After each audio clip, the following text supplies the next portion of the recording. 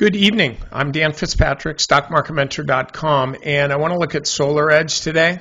Yesterday, the stock broke out of this little squeeze pattern here, and I was, and still am, looking for more, looking for a nice move higher. This was a fairly high volume breakout. So then today, we get a little gap up first thing in the morning.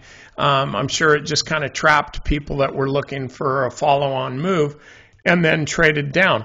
But if you look at where the stock traded in relation to yesterday's range, you will see, like if this is the close and this is the open, okay?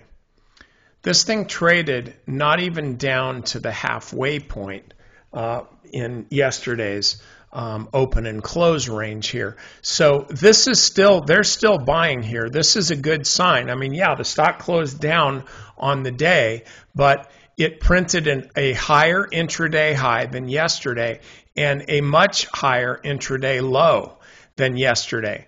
And the open was higher than yesterday's close. And the close was not that far off yesterday's close. So what I'm saying is this is actually, in my view, a continuation pattern. I could see, and I don't know, I'm telling you right off the bat, I make no predictions. That's for Dennis Gartman. And apparently he's retiring, so we'll all miss him.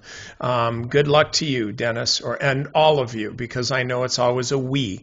We need to do this, we need to do that, so I'm wishing you good luck, all of you. So what I'm looking for here, though, I don't even know why I went into that. That's really support, and so if the stock moves above, I would market yesterday's open. If the stock moves above 88.50, that's your time to add to your position. If it moves above 88.50, it sure shouldn't have any problem moving above today's high of 89.27, so you might as well get a 75% start on it. So if the stock again moves above 88.50, that's your time to be adding to your position. I have a couple different positions on this, both stock and options, and this is what I'm looking for. I'm looking for that kind of move. So anyway, that's it for this evening. I'll see you guys tomorrow.